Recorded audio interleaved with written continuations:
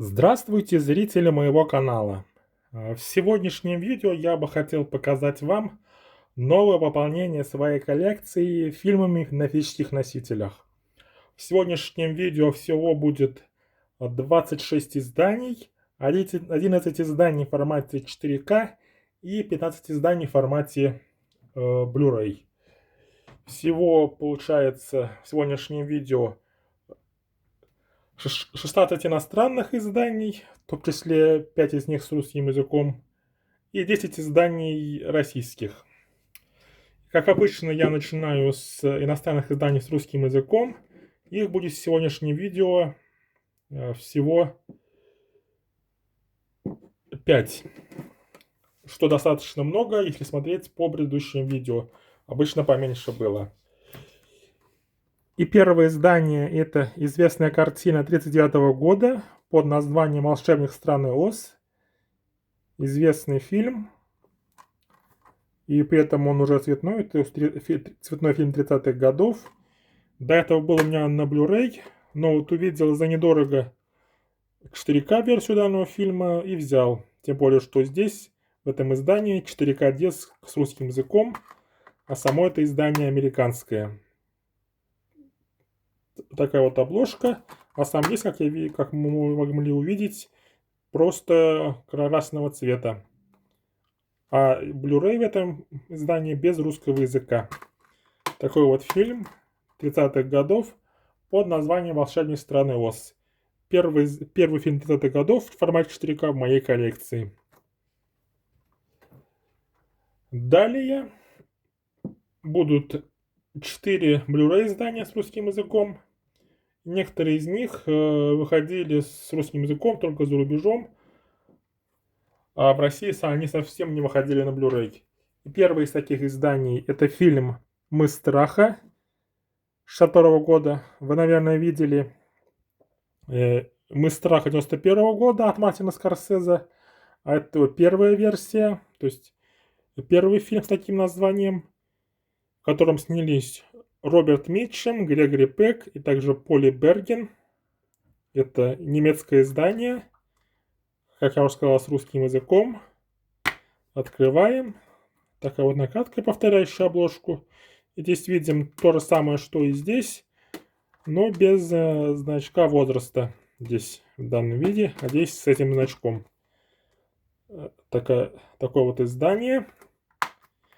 Есть, конечно же, в коллекции у меня и экранизация этой истории от Мартина Скорсезе, ремейк данного фильма. Картина 91 года. Такой вот обложкой. А в настоящее время на Google TV, не в Google TV, в Apple TV выходит новая экранизация данной истории, которая точно так же называется «Мы страха». Она как раз выходит в июне этого года, то есть в настоящее время. А это вот первых 2 экранизации этой истории. «Мы страха» 62 года и «Мы страха» 91 года. Теперь у меня есть в коллекции оба этих фильма. Переходим далее. Следующий фильм, который хотел бы вам показать, это картина с Уиллом Смитом и Марго Робби. Фильм под названием «Фокус». Он также в России не выходил. Это чешское издание, точнее чешско-словацкое издание. И такая вот простая накатка.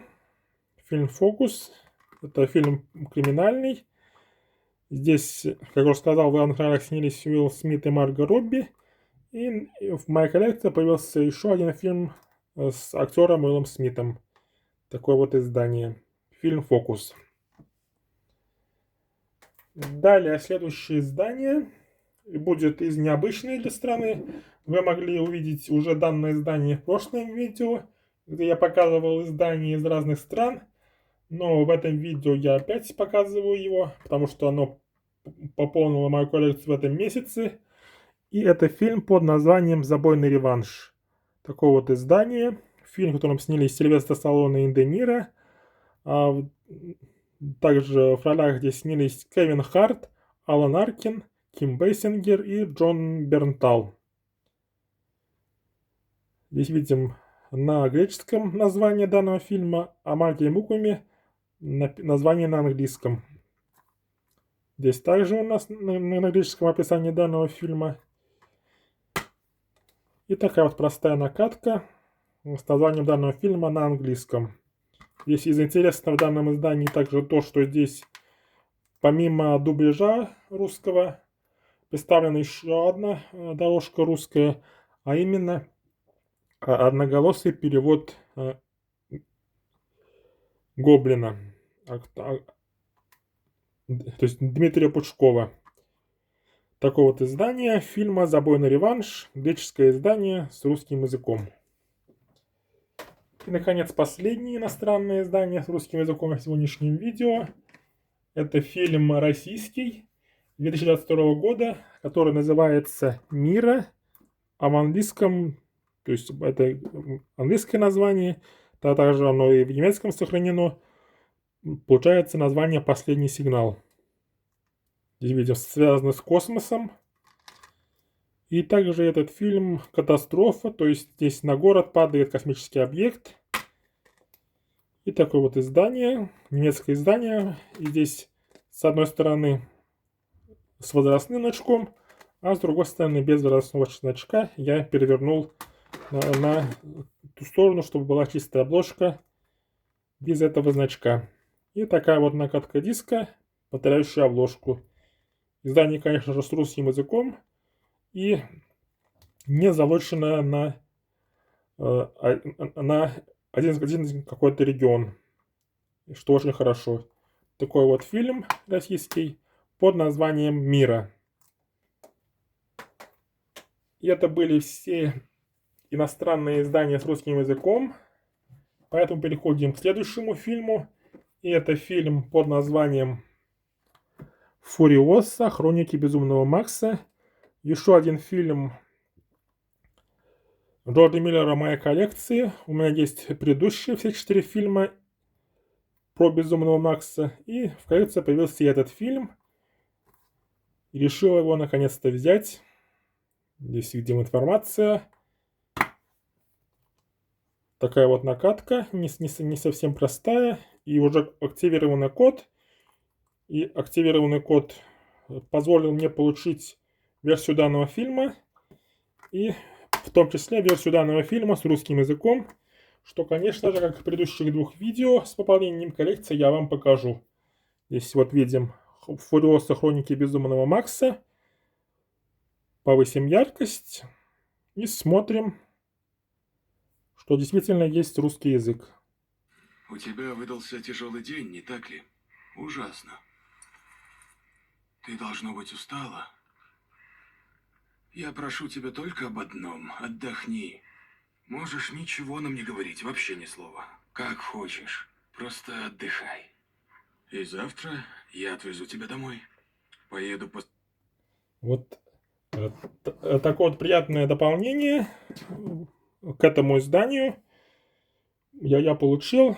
Хотя в том числе и поэтому решил заказать данное издание сейчас. Потому что, как можно видеть, этот код можно активировать только до 30 сентября этого года. То есть осталось совсем немного, всего 3 месяца. И поэтому приобрел именно сейчас этот фильм «Фуриоса. Хроники Безумного Макса» от режиссера Джорджа Миллера. В главных ролях здесь снялись Крис Хемсворт и Аня Тейлор-Джой. Такой вот фильм. Далее переходим к следующей картине. И это свежий фильм 2025 года от режиссера Йоргоса Лантимоса под названием «Бугония». Здесь снялись Эмма Стоун и Джесс Плимонс. Такое вот издание от Universal. Открываем. Здесь то же самое. Есть 2 диска без русского языка. Такая вот накатка на 4К диске и на Blu-ray диске. Мой код, конечно же, я тоже активировал. Есть без русского языка. Данный фильм в стриминговых американских сервисах. Фильм фантастический под названием «Бугония». Картина 25 года. Далее еще один фильм 25 года. И это сиквел фильма, который у меня есть в коллекции. Картина под названием «Меган 2.0». Еще один фильм от Universal. Здесь можно видеть, изменяются под углом глаза. Такая вот особенность. Издание от Universal. Открываем. Здесь то же самое. Также два диска. Blu-ray и 4K. И также активированный код без русского языка. У Universal я вообще не видел нигде, чтобы на стриминговых сервисах американских где-то был русский язык. Такое вот издание. Меган 2.0. И в коллекции у меня есть и первая часть, которую я показывал вам в прошлом году. Вот первая часть, Меган. Так получается, что оба издания представлены у меня в слипах. Потому что относительно следующего издания ситуация другая. А здесь и первый фильм Меган, и второй фильм у меня в слипах. Таких вот две картины. Далее переходим к следующему фильму. И это также фильм, у которого у меня есть первая часть. Это картина под названием «Никто 2» с режиссером, точнее с актером Бобом Оденкерком в главной роли. Такая вот обложка, видим сзади. Издание также от Universal. Здесь на основной обложке то же самое, что на слипе. Здесь также два диска. Здесь уже на Blu-ray не зеркальная поверхность, а черная поверхность. И такая вот накатка на 4К диске, которая не совсем повторяет обложку. И, конечно же, здесь также код, который, конечно же, я тоже активировал, и он тоже без русского языка. Фильм под названием «Никто 2» с актером Бобом Оденкерком. И в коллекции, как я уже говорил, есть и первая часть, которую снимал русский режиссер Лияна Шуллер, и которым снялись некоторые русские актеры. Вот первая часть «Никто». Показывал это издание также не так уж давно. Такая вот получается коллекция. Два таких боевика. «Никто» и «Никто 2». Два фильма. Далее переходим к следующей картине. И это культовая музыкальная картина, музыкальный фильм из 70-х годов. Картина под названием «Лихорадка субботнего вечера». В таком вот слипе металлизированном. Здесь видим в культовой сцене представлен актер Джон Траволта, который здесь в главной роли. Снимаем. Здесь уже то же самое, но уже без такого эффекта. Фильм от Paramount. Также американское издание. Здесь код активировал, также без русского языка. И как бывает обычно у Paramount, и на 4К, и на Blu-ray здесь обычные накатки. На 4К просто фильм, а на Blu-ray диски представлены театральная версия, режиссерская версия и дополнительные материалы.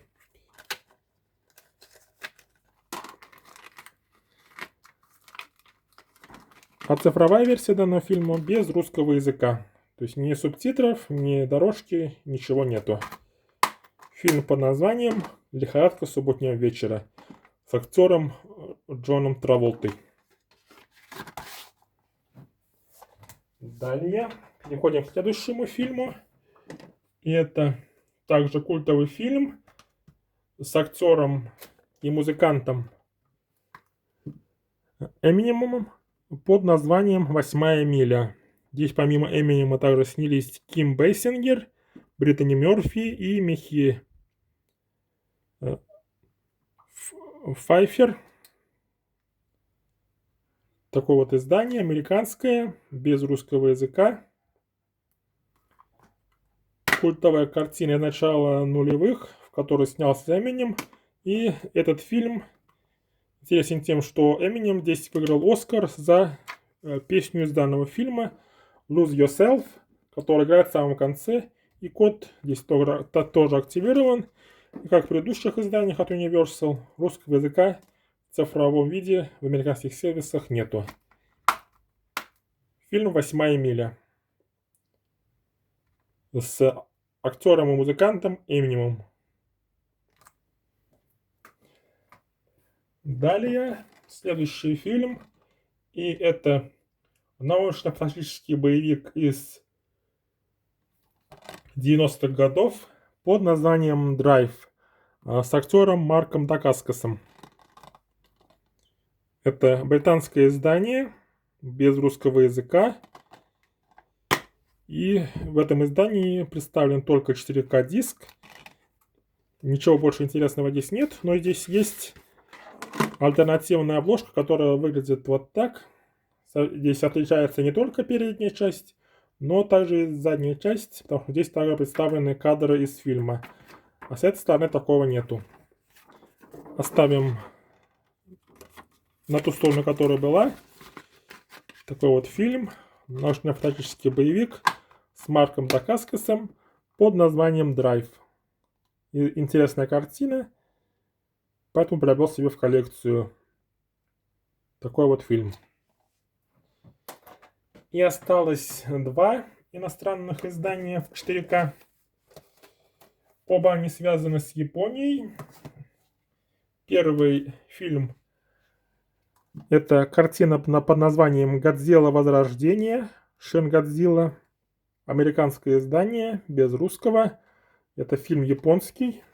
То есть это японская Годзилла. У меня в коллекции до этого были только американские Годзиллы. То есть Годзилла Эмериха и две Годзиллы из нулевых. Ой, не из нулевых, а из десятых годов.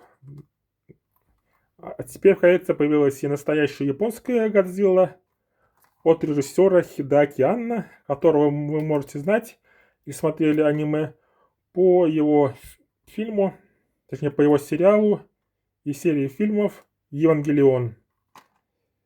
Открываем. Здесь такие вот простые накатки.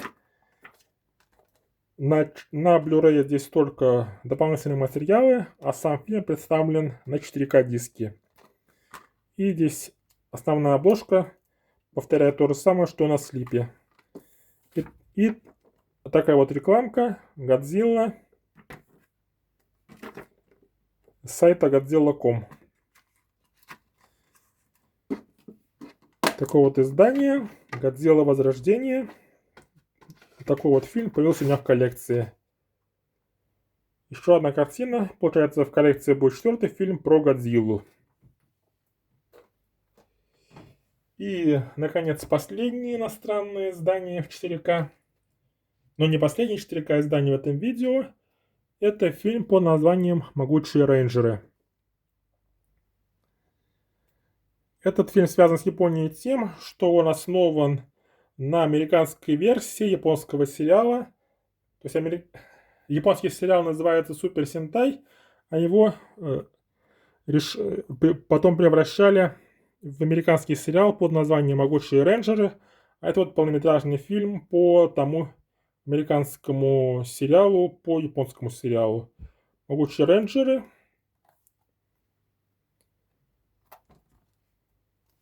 Сам сериал американский мне нравился, поэтому решил себе приобрести в коллекцию такой вот фильм. В России он ни в каком виде не выходил на дисках. И решил взять американское издание. «Могучие рейнджеры». Издание от Lionsgate. Поэтому здесь Blu-ray диск заложен регион А. А вот 4К диск, на котором в том числе есть и дополнительные материалы, что у Lionsgate бывает далеко не всегда. Вот есть дополнительные материалы, и он, как обычно бывает у 4К дисков, никак не залочен. А сами накатки здесь у Blu-ray 4К совсем одинаковые. Такой вот супергеройский фильм под названием «Могучие рейнджеры». На основе американской версии японского сериала про супергероев. И это были все иностранные издания в формате 4К, но также осталось показать два издания в формате Blu-ray, но без русского языка.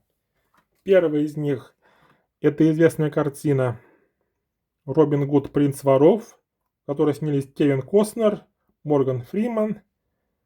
Также в конце снялся Шон Коннери, еще некоторые другие актеры. До этого у меня этот фильм был на DVD, но вот увидел за недорого данный фильм на Blu-ray, хоть без русского языка, но решился приобрести себе в коллекцию. И такая вот накатка. Здесь она с рисунком. То есть не совсем простая, а само издание от Warner Brothers. Фильм с Кевином Костнером и Морганом Фрименом под названием «Робин Гуд. Принц воров». И последнее иностранное издание в сегодняшнем видео — это комедия, рождественская комедия от режиссера Джона Фавро с актером Биллом Ферреллом. Фильм под названием «Эльф». Этот фильм также у меня был до этого на DVD, но у того человека, у которого взял Робин Гуд, был и фильм «Эльф» за недорого, поэтому взял эти обе картины, в том числе эту комедию про Рождество с актером Уиллом Ферреллом.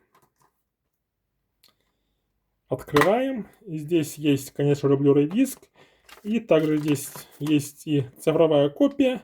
Но это цифровая копия, у которой уже давно истек срок. Поэтому эту цифровую копию уже никак не получится получить. А вот Blu-ray диск по-прежнему воспроизводится. Никаких проблем нету.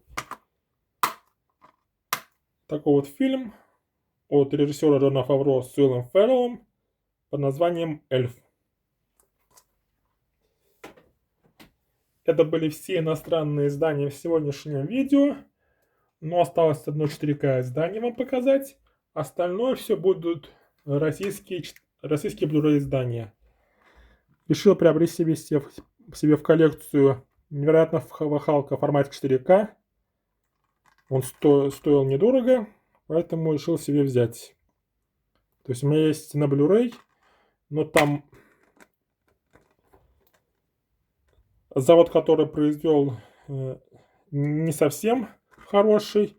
И поэтому вместо того, чтобы снова брать фильм в Blu-ray, решил взять себе его в формате 4К. То есть Blu-ray диск еще воспроизводится, но на всякий случай взял себе фильм и в 4К. Это второй фильм из киновселенной Marvel, который про Халка. И здесь в роли Халка снялся актер Эдвард Нортон. Фильм «Невероятный Халк» в формате 4К. И осталось показать вам 9 российских Blu-ray изданий. И первое из них — это не художественный фильм, а фильм документальный про музыканта Майкла Джексона. Фильм Дэвида Геста. И фильм называется «Майкл Джексон. Жизнь поп-иконы». У меня до этого в коллекции было 3 фильма, связанных с Майклом Джексоном. Ой, 2 фильма, связанных с Майклом Джексоном. И вот не хватало для полной коллекции этого фильма. Теперь есть все 3 российских издания про него, которые выходили. То есть это, во-первых, Майкл Джексон «Жизнь поп-иконы». Далее художественный фильм Майкл Джексон «Лунная походка». И, наконец, еще один документальный фильм про концерт, который так и не состоялся. Майкл Джексон «Вот и все». Таких вот получаются 3 фильма. Один художественный и 2 документальных. Есть у меня в коллекции про данного музыканта. Далее идем. Следующая картина. Это будет боевик комедийный под названием «Перестрелка». Здесь снялись Шалта Копли, Арми Хаммер, Бли Ралсон, Келлиан Мерфи и Джек Рейнер. Видим их на обложке. Такое вот издание. Издание локальное, поэтому здесь только русский и английский, и русские субтитры, но также есть и дополнительные материалы. И такая вот накатка, которая повторяет обложку.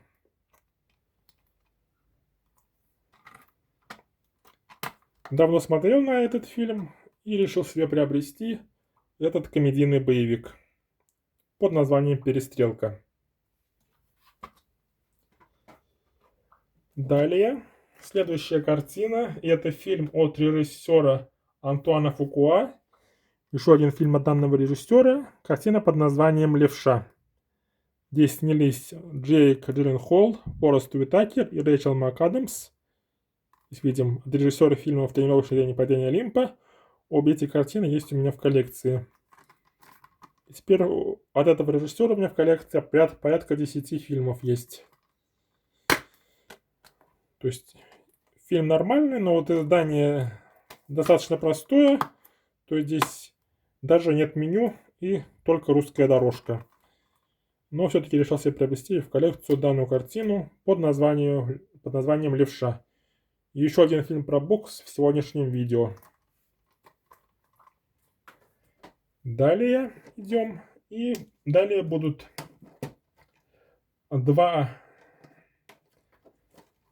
анимационных иностранных фильма.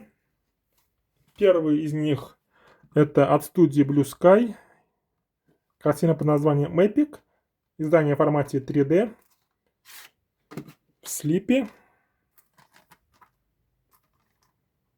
До этого не было этого фильма в коллекцию, поэтому решил себя приобрести. И здесь два диска. И здесь на 3D и на 2D версии разные накатки.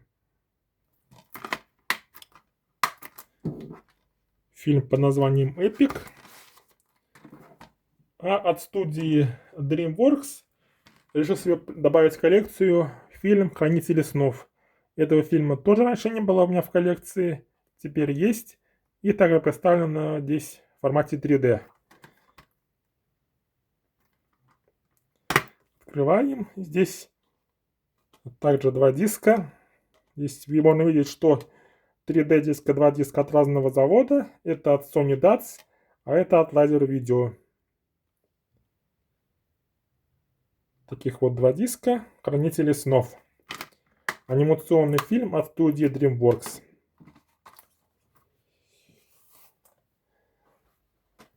И осталось вам показать 4 советских и российских фильма.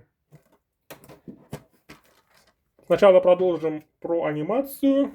И добавил в коллекцию еще одно издание из серии «Шедевр отечественной мультипликации». Этот раз это у нас «Доктор Айболит и другие сказки Чуковского». Благодаря тому, что появился «Доктор Айболит», теперь в коллекции есть все 3 картины режиссера Давида Черкасского. То есть это «Остров сокровищ», «Приключения капитана Врунгеля» и вот «Доктор Айболит». Но помимо Айболита здесь также есть и другие сказки этого самого Чуковского, Корнея Ивановича.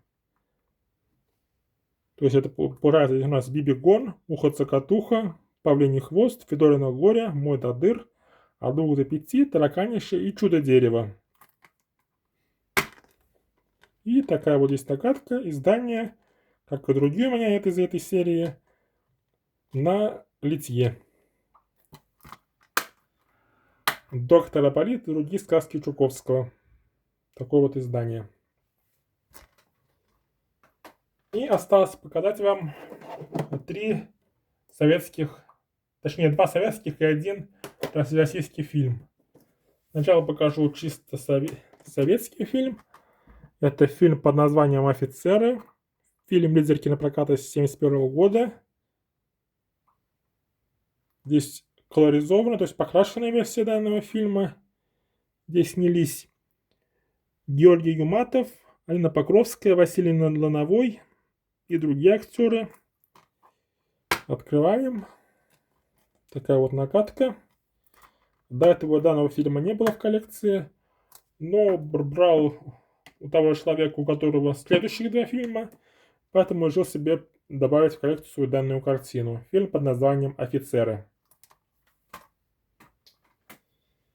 И осталось показать вам 2 фильма от режиссера Карена Шахназарова.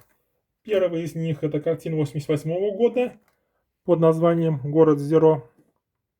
Это фантасмагория, фантасмагорический фильм от данного режиссера. Даже написано трагикомедия, то есть и фантастика тоже. Такая вот накатка. «Город Зеро», фильм Карена Шахназарова.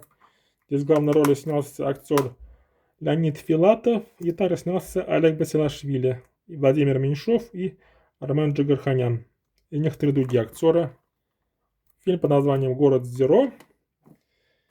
И другой фильм, который уже вышел через 5 лет после этого, также от режиссера Карена Шахназарова, фильм под названием «Сны». Здесь события происходят в 2 как бы параллельных временных промежутка, и здесь получается одной из 1893 года снятся сны, как будто она находится в 1993 году. Такая вот особенность. Это там у нас фантасмагория, комедия. И такая здесь накатка данного издания. Здесь снялись также Олег Басилашвили, Армен Джигарханян, Людмила Мордвинова и другие актеры. И на этих 2 картинах я хочу закончить данное видео. Надеюсь, вам понравилось данное видео. Подписывайтесь, ставьте лайки. В следующем месяце обещают также прийти много интересных изданий. А на этом все. Пока. Пока.